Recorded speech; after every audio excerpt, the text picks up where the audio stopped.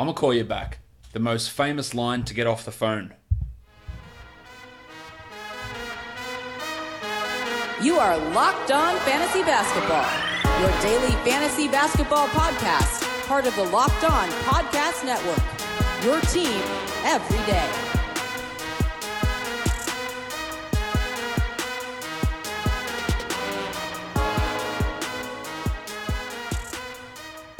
Hello and welcome to the Locked On Fantasy Basketball podcast, brought to you by Basketball Monster. My name is Josh Lloyd and I am the lead fantasy analyst at basketballmonster.com, and you can find me on Twitter as always at redrock_bball.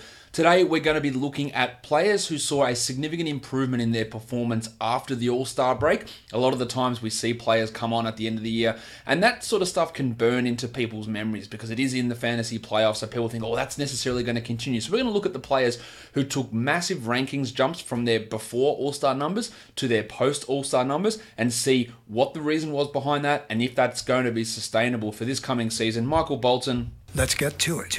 Let's get to it indeed. Make sure you're checking out the last 2 days worth of podcasts as well, where I looked at the Yahoo default rankings and then the ESPN default rankings and tried to find where their value was in those ones if you've got early drafts upcoming, so check that out. Also, only one Roto League left for the Red Rock Challenge, only 2 spots left in that, so you can check my timeline on Twitter for links to that, and there's a few points league spots left. All the head-to-head leagues have been filled up, so that is all that's left in the Red Rock Challenge for this season. You guys have filled that out very, very well. Let's talk about these post-All-Star players and the guys. And again, what I did is I looked at their stats and their fantasy 8-cat ranking before the All-Star break and looked at it in the period of time after the All-Star break and had a look at who had the biggest difference in between those two. And let's try and work out whether that actually means something for this coming season. All right, the player with the largest increase in their ranking over that time period was big sexy Alex Caruso of the Los Angeles Lakers. Caruso started playing a lot more during that time because Rajon Rondo was hurt and ineffective. He played 26 minutes a night in 20 games. Caruso averaged 11, 3, and 4 with 1.2 steals, but him getting to that level of production this season is probably going to be a little bit tough. Yes, I think he probably is a better fit than what Rondo is for this Lakers team, but there is absolutely no way that Frank Vogel is going to do that. Caruso is going to be a third-string point guard. They'll have LeBron, they'll have Rondo. Maybe they even put Avery Bradley in ahead of him, which is unfortunate. They now did bring Caruso back on a new contract, so maybe they use him. But he is a name to watch for the inevitable Rondo injury that's going to happen this season. If he, in deeper leagues, can play 20 minutes a night, you'll get some numbers from Caruso. He is a better player than what some people may give him credit for. The next highest ranked guy in that differential between pre and post All-Star, Big Mario Hezonja, 208 spot ranking jump.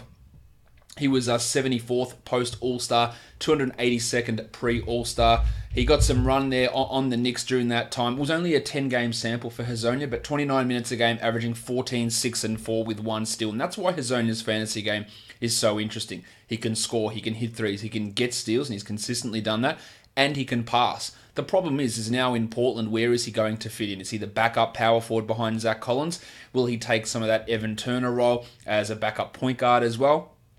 First of all, he's got to get into the every night rotation beating Anthony Tolliver. I think he's got that on lock.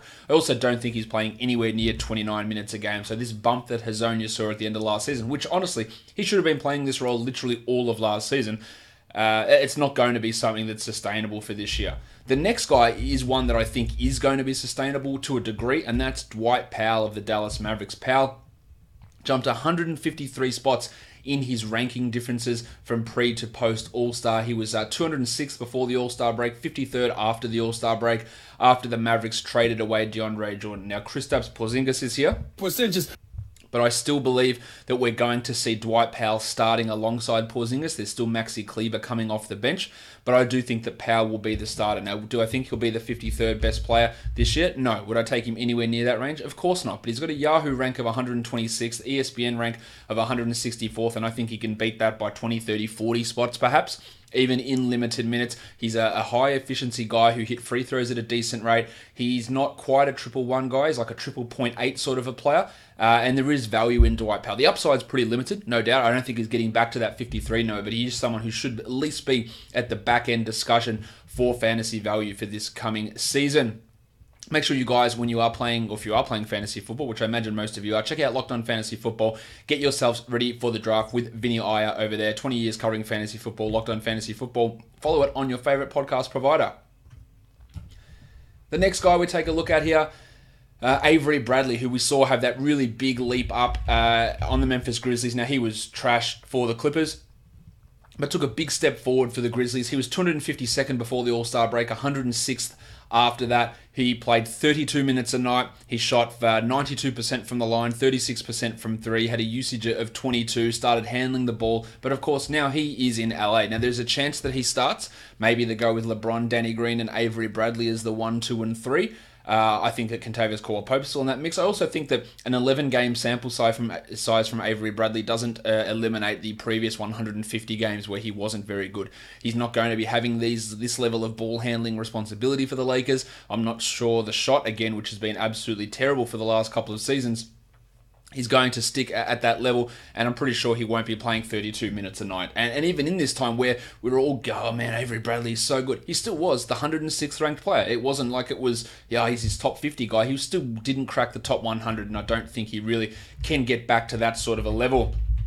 Robin Lopez, another player who took a big step up in the second half of the season. He started playing extra minutes when Wendell Carter Jr. went down. He went from 257 to 118, played 30 minutes a night and averaged 14.5 and 5.5 on good percentages. But of course, he goes now to back up his brother Brook. In Milwaukee. Will he start shooting threes this year? I think there might be a chance that he does that, but he's also just not going to get those 30 minutes a night. So that sort of performance from Robin Lopez is just not something we should be considering or expecting or wanting him to do, really. At number 133, a guy that's ranking jumped 133 spots, another player from the Memphis Grizzlies, Delon Wright, went from 208th to 75th. And this is one where I do believe it's a possibility. Of course, he's no longer in Memphis. He's now going to be the Dallas Mavericks starting point guard. In that stretch at the end of last season, for the Grizzlies, 31 minutes in 23 games, and some of that playing not as a point guard, playing out of position as a two guard. He averaged 12.5 points with 5.5 boards, 5.5 assists, 1.7 steals, and 0.6 blocks, and did it while shooting just 26% from three. He moves into that starting job over in Dallas, and I think that there is a legitimate chance that he can keep up that level of production and be that top 75-ish type of a player for the entirety of his season with the Mavericks, just by averaging a 12, 5, and 5 with those high steal numbers, the good blocks, and okay efficiency without being very good. So I think Delon Wright is that guy who really can step up after that big second half of the season. Is probably what got him that contract. A player that maybe not many people realise took such a big step forward at the end of last season, Flaming Mo Harkless. Now he's with the Clippers, but at the end of last season, post-All-Star break, he was the 85th ranked player, 27 minutes a night across 23 games. Prior to that, he'd struggled quite a bit. He was the 209th player, but now he heads to the Clippers and he's in a bench role behind Kawhi Leonard, behind Paul George. Now, of course, one of those guys, Paul George, is probably going to miss the start of the season, and he's going to miss games during the season. Kawhi Leonard, he's definitely going to miss some games during the season. So there's going to be opportunities to look at Harkless as a 1-1 streaming guy. In fact, post-All-Star break, he averaged 0.6 threes, 1.5 steals, and 1 block, which is a small forward. Getting that 1 block and 1.5 steals is a great combo. Of course, his great three-point shooting fell completely off. He'd been a 40% guy for the previous 2 seasons and then struggled to hit 30% this season. But he's in obviously a worse situation where he'll struggle to get the 27 minutes a night most nights, but he absolutely should be on your radar, at least as a stream type option when those star players do happen to sit down. The next bunch of guys I'll look at, you know that I shit on Collin Sexton quite a bit, the Padawan, but he did put up good numbers at the end of last season. In fact, he jumped up by 111 ranking spots. He went from 211th to right on the nose as the 100th best player post All-Star break. He played 35 minutes a night. He scored 21 points a game. He had 3 assists, 2 rebounds, 2.5 threes with 48 and 83% shooting. So that's really good. Like, obviously, getting to number 100 when he had such a poor start to the season is strong. But it came on a pretty high usage, 25% usage. He hit 41% of his threes. Don't know how real that's going to be, although he did shoot well all throughout the season. But again, the thing that troubles you with Sexton is 2.4 rebounds. Yuck. 3 assists as your point guard. Pretty bad. 0.6 steals. Bad. 0.1 blocks. Bad. And with Kevin Love probably in the fray, or definitely in the fray at this point, with Darius Garland around now. Will Sexton have the ball in his hands this often? Will he get to the line? And he shot free throws well, but will he get to the line that often to actually make an impact? Will his shooting continue?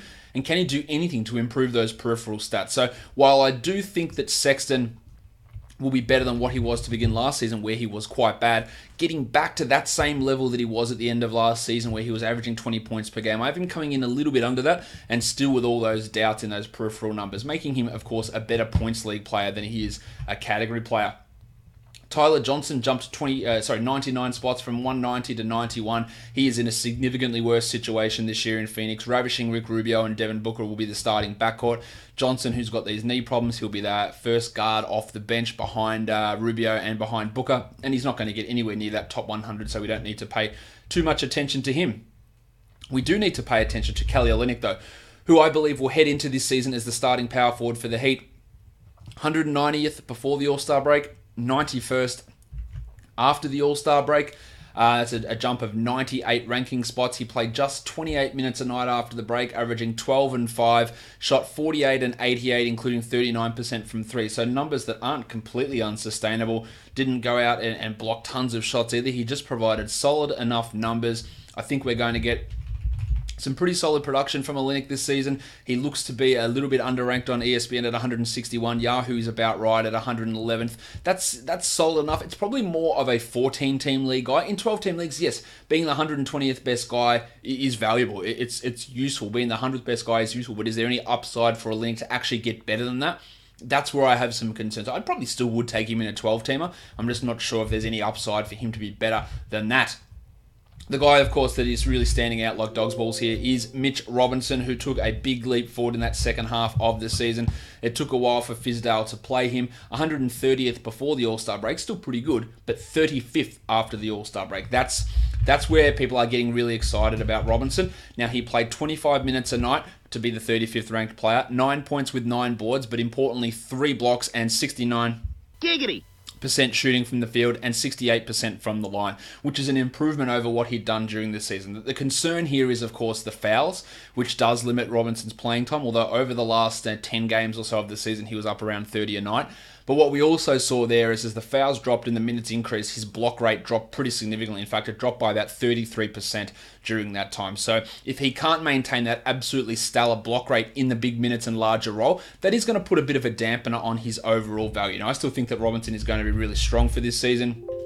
I'm just not sure that he's going to be that mid-second round, late first round guy that some people seem to be thinking he might be valuable for. Second round, end of it, fine. Third round, no problem with that whatsoever. I just worry that maybe that block rate stagnates just a little bit. The foul trouble maybe keeps his minutes down. I'd love for him to get 32 minutes a night, but I absolutely have zero trust in Fizdale doing that, or combine that with Robinson being able to stay out of foul trouble. So there are some concerns there, but of course he's absolutely real for this upcoming season.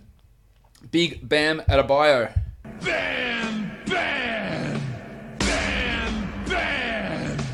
Adebayo took a big leap forward, 86 ranking spots better, 153rd before the break, 67th after the break, and I think he's got an even better opportunity here. After the break, he played only 26 minutes a night as the starter. Hassan Whiteside was there to back him up, and that limited what Bam could do. Heading into his third season now, his backup is Myers Leonard and Udonis Haslem. I think 30 minutes is a minimum for Adebayo this season. He averaged in that time 11, 8.5, and 3 with a steal, with a block on 60 and 77% shooting. That's obviously really impressive, and give him an extra 3, 4, 5, 6 minutes. I think he plays over 30 minutes a night. He should be a lock for the top 50 and probably a top 40-ish candidate, especially in Roto leagues. His ESPN rank, of course, is an absolute laugh. 134th. There is no reason for you to be looking at him down there, and he should go 80 spots ahead of that, most likely. And Yahoo's got him at 64th, which I still think is pretty low for Bam Adebayo. An interesting name that came up when I was doing this is Paddy Beverly. He was 158th before the All-Star break and 67th after it. What did he do to get those post All-Star break numbers? Well, Beverly averaged only 9 points, but what he did is he hit 2 threes a game. He had half a block. He had 6 rebounds and 5 assists. Now, he's probably going to be the starting point guard again. Shai Gilgeous-Alexander is gone. There's still Kawhi, there's Paul George there, but they're not noted ball handlers, so maybe Beverly can maybe not exactly approximate that number, but at least come close enough to beat his ADP, which is outside the top 100. I think he can do that. I think he can still be an aggressive rebounder and get some assists and hit some threes. His game is not built on usage at all. So I think Beverly is an interesting guy who we look at last season and maybe overall we're a bit disappointed, but he ended strong, and I think we're going to have a similar situation for him this season. One guy who really blew up post All-Star break was Kelly Oubre. He was the 32nd ranked player after the All-Star break and did that in 33 minutes, averaging 20 points with 2 threes, 5.5 boards, 2 steals, and 1 block. And there's 2 things there that really stand out like dog's balls. 2.1 steals, 0.9 blocks. This is a guy who's never been that sort of generator of defensive numbers. He also shot 47% from the field and 34% from 3. Again, a guy that's never been that level of a shooter before. So I have to have some level of skepticism. During the year, he averaged 1.2 blocks and he shot 32% from 3. So I'm not really certain he's going to be at that level. I also don't think that he's going to be putting up a 26% usage. Remember, Devin Booker, TJ Warren, and multiple other Suns players missed time at the end of last season, which did elevate Oubre's usage and his role on this team. I think he plays over 30 minutes a game. I'm not convinced that block rate can stick at that sort of a level with Oubre, but of course he did make improvements, and he's still just 23 years of age.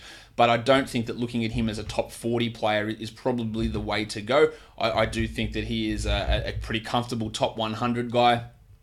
Again, ESPN rank, this is just me on a broken record, is nonsense. 155th makes absolutely 0 sense. Yahoo's got him at 81. I think that's probably fair enough. That's in the right realm of possibility for where Oubre could end this season. Make sure, guys, you are checking out Locked On NFL. Former NFL scout Matt Williamson providing the scout-based takes while Brian Peacock hosts it. Go follow Locked On NFL on your favorite podcast provider. The next group of guys we'll take a look at, Tomas Satoransky, 74 ranking spots better post All-Star break from 156 to 82, and that coincides when John Wall went down. Of course, at this point, I'm assuming that he is going to be the starting point guard for the Chicago Bulls. Chris Dunn, Kobe White's still there, but Satoransky is the better player out of that group.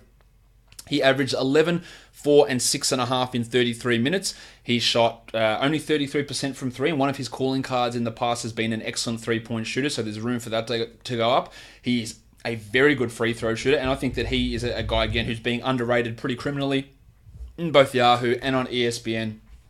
And on Fantrax, to be honest, as well, where he's got an ADP of 120. He should be a guy that's looking to crack the top 100 for this season with maybe the role's a little shaky early on, but I don't see it really being a concern as we move forward.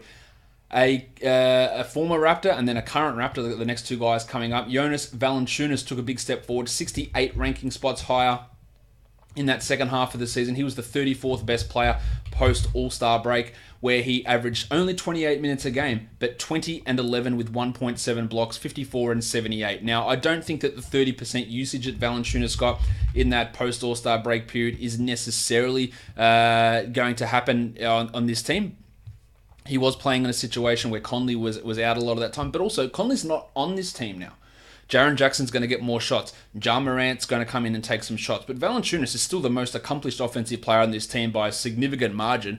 He is, even if he doesn't get 30 minutes a night, he's still going to be able to come out there and approximate 20 points and get 10 boards and get 1.5 blocks. And B, as importantly as this is for fantasy, for head-to-head and for roto leagues, he's going to be bloody efficient from the field and from the free throw line. And that is what bumps him up significantly. You can get some value on him. At the moment, he's ranked 65th on ESPN, which I still think is a bit low, but for some reason his ADP there is 88, so people ignoring that, which is crazy. On Yahoo, his rank is 56, I think that's a bit low, and Fantrax at 79. Again, still low. I think he can absolutely come in and at least get close to that number he put up post All-Star break on this team. They did re-sign him for a pretty decent contract, and he'll be playing quite a few minutes there. Freddie VanVleet, the Raptor that I'm talking about here, he had a strong post All-Star break, 83rd ranked player, 30 minutes a night, 12, 2, and 5.5. No Kawhi, no Dan Green. I don't think that VanVleet's going to start, but that also doesn't mean that he's not going to get 30 minutes a night. I think he would get that comfortably. He'll provide assists, he'll hit threes, he'll score, he'll be a top 100 player, and I think he's a really strong late round pick. For drafts, Trae Young, pretty obvious one here. Young was obviously awesome in that second portion of the season, the 20th ranked player post All-Star break. He was 84th before the All-Star break. I think he's got, now in this time, the 20th ranked player, he averaged 24.5 points, 4.5 boards, 9.3 assists, 2.5 threes with a steal, shooting 44, 88 and just 34% from three. You can't look at this team and go, well, the talk is he's going to play 35 minutes a night. That's 2 extra minutes. Could he average 24, 4.5, and 9 again? Of course. Could he do better than that? No worries at all, playing those extra couple of minutes. But what if he gets 1.3 steals? What if he shoots 36 instead of 34% from 3? Then you're talking about the 15th, 12th, 13th best player in fantasy basketball. I think Trae Young is going to have an absolute monster of a season.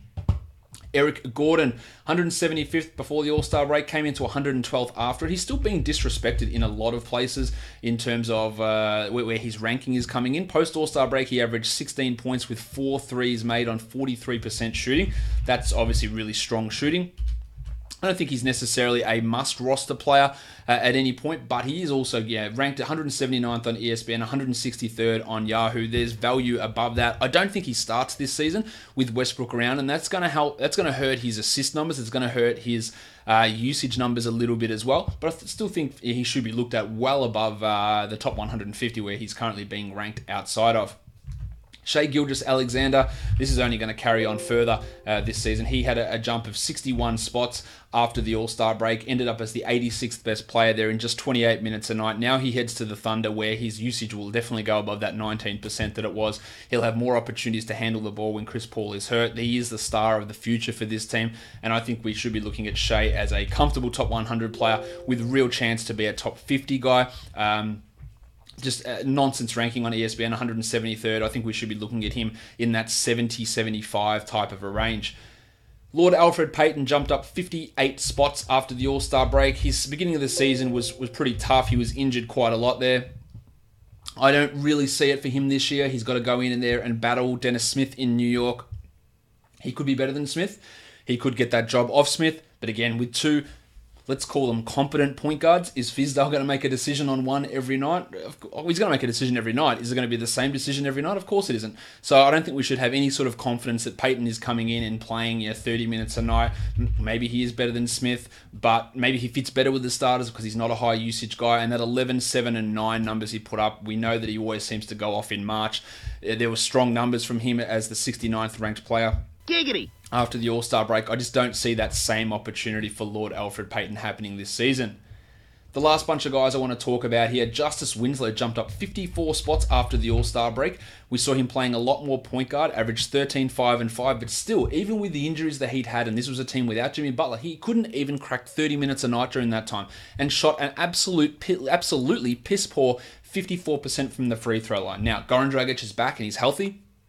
Jimmy Butler's on this squad. So where is Winslow fitting in? They're either playing Butler at the 2 and Winslow at the 3, or they're starting Dion Waiters and Winslow is coming off the bench. So can he be the 89th best player that he was last year, Winslow? I'm not so sure that he will be. Again, considering so much of his value came from that as increase in assists, and now Dragic and Butler are both there. And I think both of those guys are going to have priority in running the offense over Winslow, and I'm just not convinced that he can get back to that level that he was at.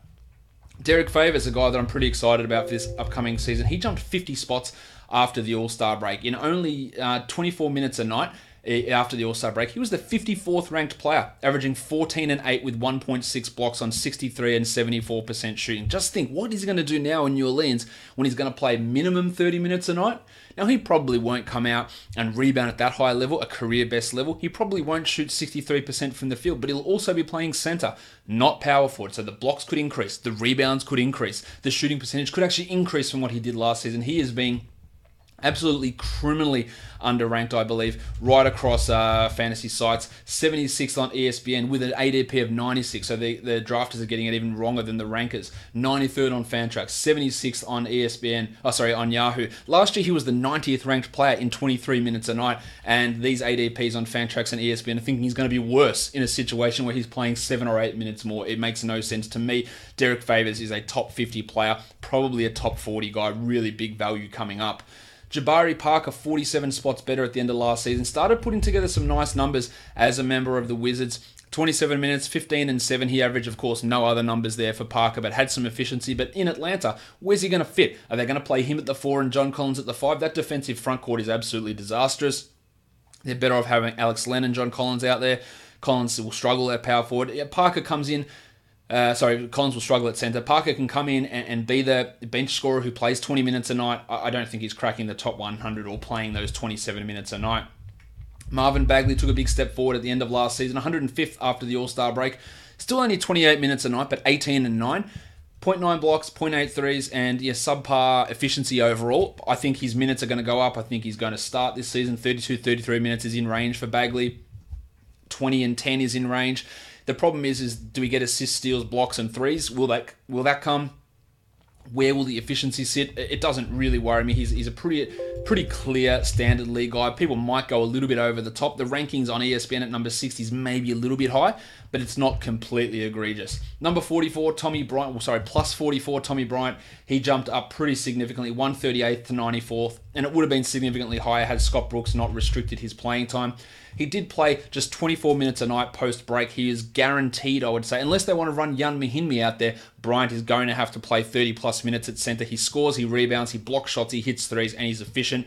He's the perfect combination for a top 50 fantasy centre, and Thomas Bryant should carry that form over. DJ Augustin, when the Magic went into shit, we are going to make the playoff mode, we saw Augustin's production and playing time really start to solidify.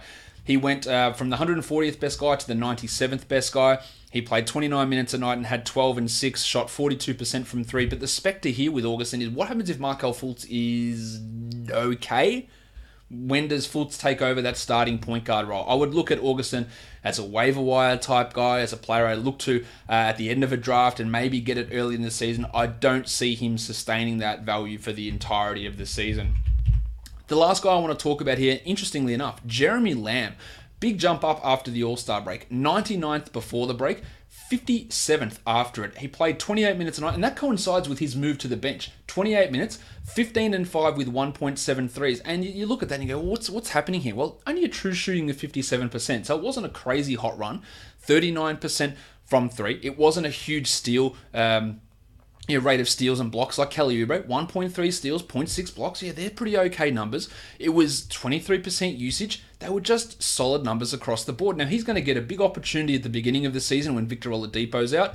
You'll get, I think, opportunities for him to play at the 3, even when Oladipo's back. So I'm not totally sold on TJ Warren being the guy there. So I think Lamb is out. Now, will he be the 57th ranked guy? Probably not. But I think he's a top 100 guy who will be better than that for the first 2 to 3 months of the season and then may drop off. But maybe he just found his role as a sixth man last year and thrived in it. And he could be that guy for the Indiana Pacers. Have Oladipo and Warren starting, and then Lamb comes in, backs both those guys up, plays those 28 minutes and runs the second unit. That's what we saw from him in Charlotte, and it worked out pretty bloody well in that 26-game sample size. So maybe that's something that can continue again this season. That's it. Looking at my post-All-Star breakout type players, going through which guys I think can be better, which guys maybe there's a little bit of a mirage in there. Follow me on Twitter at redrock_Beeble and on Instagram at LockedOnFantasyBasketball and on YouTube. It's great if you could go give it a thumbs up, like it, leave a comment below. It just helps the show get discovered by more people so I can get it out there and help to grow everything that I'm doing here. Make sure you check out basketballmonster.com. We'll be opening for memberships in the next couple of weeks as well. And check out the Locked On Podcast Network at Locked On NBA Net. Guys, we are done here. Thank you so much for listening, everyone. See ya.